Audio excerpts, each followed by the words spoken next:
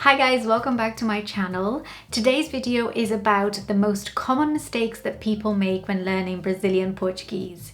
If you're new here, I'm from Brazil and I live in the UK, but I was born and raised in Brazil. And on my channel, I do videos about English language, how I learned English as a second language, but I also get lots of comments and messages about speaking Portuguese, doing more videos in Portuguese or about Portuguese, teaching some basic Portuguese. So I thought this video would be interesting to native speakers of Portuguese and also to non-native speakers who are interested in languages like me. So that's what today's video is about. I hope you guys like it. And today's video is sponsored by Skillshare. I've talked about Skillshare before, but in case you haven't heard of it before, it's an online learning community with a huge catalogue of video lessons on pretty much anything that you can think of. I personally have a keen interest in design, videography and photography, so I use Skillshare to learn more about these topics. And because I'm trying to get better at using the Adobe Creative Cloud apps, I use Skillshare to learn about Adobe Premiere Pro, InDesign, After Effects and all of the other apps. And it's also really good for what I call side learning, like this class I'm doing at the moment on how to make the best of stock footage and found footage. It's super interesting. If you like videography or you're interested in filmmaking, that's a really good class I recommend taking. I've been using it for over a year now and it's definitely a worthwhile membership for me, and it costs me less than $10 a month. If you're interested in trying Skillshare but you don't want to commit to paying it up front, you can use the link in the description box below to get a 2-month free trial of Skillshare Premium, which is what I have. So even if you don't want to keep it after 2 months, at least you get 2 months of content on Skillshare that you can use to learn about anything. If you're watching this video, you might be interested in Portuguese. There's loads of language classes on Skillshare. I found one that was really interesting on learning the basics of Brazilian Portuguese. So I'll leave it linked below in case you're interested in checking it out. So you can basically do that entire class for free for 2 months. If you don't want to carry on with your membership, you can cancel it at the end of the free trial, or you can continue with the membership for less than $10 a month. And this offer is valid for the first 1,000 people who click on the link below, so get clicking. A big thank you to Skillshare for sponsoring this part of the video, and now let's get straight into it. So my husband is British and he's decided to start learning Portuguese after 11 years of being together. I can't complain, I'm just glad that he's finally interested in learning the language. So I've compiled this list based on a few things that he said that he finds it tricky when he's learning Portuguese, a few pronunciation things I've picked up that I think he finds it hard, and also some research I've done online. Number 1 is mixing up genders. This also happens if you're learning Italian, French, Spanish, or any other gendered languages like Portuguese. And it's something that unfortunately there is no easy way to learn. You just have to practice as much as possible. I can tell he's so confused when I say that cup is masculine and mug, for example, is feminine, when they're just two of the same really. The other day he was learning how to say the word hanger in Portuguese, which is cabide, and it's a word that doesn't follow the rule of the words that end in O is masculine and the word that ends in A is feminine. So he struggled a bit with that one, and yeah, I can understand why. Number 2 is distinguishing between which is the verb to be, and which is and they're both the same letter, the letter E, but the verb to be has an accent. But my husband finds it so tricky to remember which one is which, and when I was doing some research online, it seems like it's a common thing that non-native speakers of Portuguese struggle with. To me, it's a little bit strange because I learned Portuguese as a child. I never had to challenge these two words being so similar and how to kind of tell them apart. I always tell my husband, when you're thinking about just remember ela é, because he's learning how to say she is or he is something, and that's on the app that he's using to learn. It constantly says something like ela é uma mulher, which means she is a woman. So when he's getting like confused about it, I'll say just think about ela é, and then you'll know the other one is and. But yeah, that's a common one as well. Number 3 is pronouncing the letter O. In Portuguese you have 2 sounds, O and O. So you've got an open sound and a closed sound. Two of these words that often get mixed up are the words for grandma and grandpa. So grandma in Portuguese would be vovó and grandpa would be vovô. And I find that my husband always says vovô regardless of whether it's grandma or grandpa. He just really struggles to say vovó, and yeah, it sounds like a given to me, like it's a sound that I'm so used to, but it's something that he needs to practice more. And even my children, they struggle with that open O sound. Number 4 is when non-native speakers of Portuguese try to pronounce certain words in Portuguese as French or Spanish because they think the pronunciation is similar when it's very, very different. For example, the word for good in Portuguese is bom.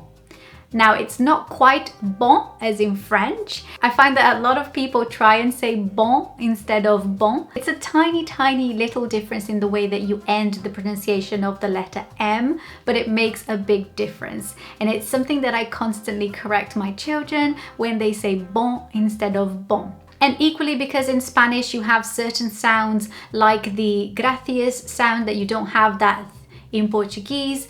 Some people try and read a word in Portuguese and pronounce it like it's Spanish, so that's a common mistake as well. Next is the sound ny, which is NH, and y, which is LH. This is such a common thing that I see many non-native speakers saying as n or l instead of actually doing the ny. So the word for shower in Portuguese is banho. And non-native speakers would kind of add the sound of the letter I in between the N and the O. So I hear that very often, like banho instead of banho. Yeah, I don't know if you can get you get the difference. Banho is the correct one when your tongue scrapes the top of your mouth, so the roof of your mouth, so it goes banho, it actually scrapes it instead of it just being banho where it doesn't really touch the top of your mouth that much. Same with the word for garlic, which is alho. Instead of alho, I hear alho. Another one that my husband is learning that I hear a lot on his app is the word mulher, which is the word for woman, and he tends to say it mulher, mulher instead of mulher. So that's a really tricky sound, and it's probably because it doesn't exist in the English language. It's something that you have to practice a lot to try and get that scraping at the top of your mouth. Banho, mulher. Almost like you're squeezing your tongue up there. Yeah. Sounds weird, but it works. The next common mistake is the lack of intonation, rhythm, and tone that non-native speakers have when they speak Portuguese. So, for example, English would be a very sort of constant level language. If I were to describe the way that English sounds in my mind, it would be something like and if I were to describe the way Portuguese sounds, it would be more of like a very up and down language. And if you don't have that change in pitch and intonation when you're saying the words, it won't sound very Portuguesey. It will sound quite different. This has nothing to do with having an accent, it's more to do with how the conversation sounds, because that's how the words go up and down in Portuguese, a bit like a dance. Yeah, as in English, I find that the language is a lot flatter, so that's a common mistake that I see. And the reverse is also correct. I find that my pronunciation of certain words in English have a lot more like swing and intonation and up and downers than native speakers of English, and it's something that I notice a lot of Brazilians when they speak Portuguese. They also have that same thing. The next one is the M sound, which I spoke briefly when I told you about the word bon as in bon dia, rather than it being like the French bon. So the M sound in Portuguese doesn't sound like what you would expect in English. It doesn't have that sound. It sounds more like an N or an NG. So the word for man in Portuguese is homem. And I hear my husband and a lot of non-native speakers of Portuguese saying homem, because they're pronouncing that M like the English M, but it would actually sound more like an N or an NG, so it would be homem, homem. not ao mesmo. The next one is the lack of nasal sounds in the English language and the abundance of nasal sounds in Brazilian Portuguese. There are so many sounds that are quite nasal sounding in Portuguese, and non-native speakers really struggle with that. So for example, the word for tomorrow is amanhã, and I hear a lot of people say amanhã, amanhã, instead of saying amanhã with your nose. And one thing that I tell my husband to practice all the time is pinching his nose and trying saying it with his nose pinched. And he kind of gets it, but I think the best way is to train yourself to make the sound with your nose, not with your throat. So it's not amanhã, it's amanhã. Comes from up here. I don't know if that makes sense because I'm not a teacher. This is just how it sounds to me, but that's something that I see all the time. The nasal sounds can be quite tricky. The next one is asking questions in Portuguese, which I personally find it a bit bizarre because I find questions in Portuguese so much easier than questions in English. In Portuguese, if you were to ask a question, are you going? It would be the same way as saying you are going. It doesn't change the order of the sentence. So it would be something like você vai or você vai. All that changed there was the intonation. So I think what non-native speakers might find it harder is the fact that there are so many different ways to ask a question in Portuguese. So if you were to say how are you in Portuguese, you could say como vai você? You could say como vai? You could say como está?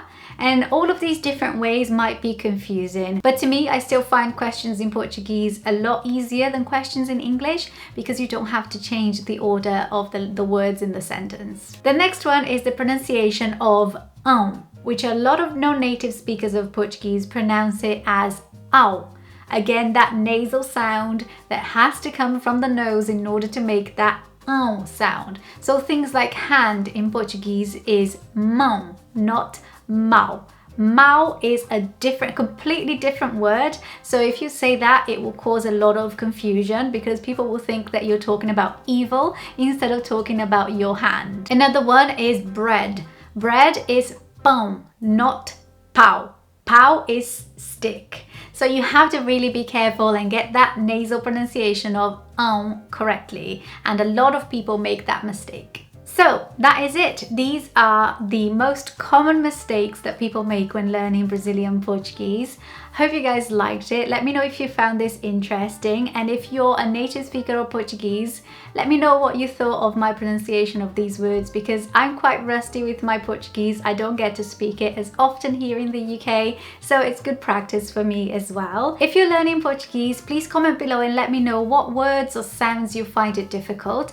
And if you think your friends might find this video interesting, please share it with them, and don't forget to subscribe to my channel if you're new, and check out the Skillshare offer to get it for free for 2 months. And I hope you guys like Skillshare as much as I do.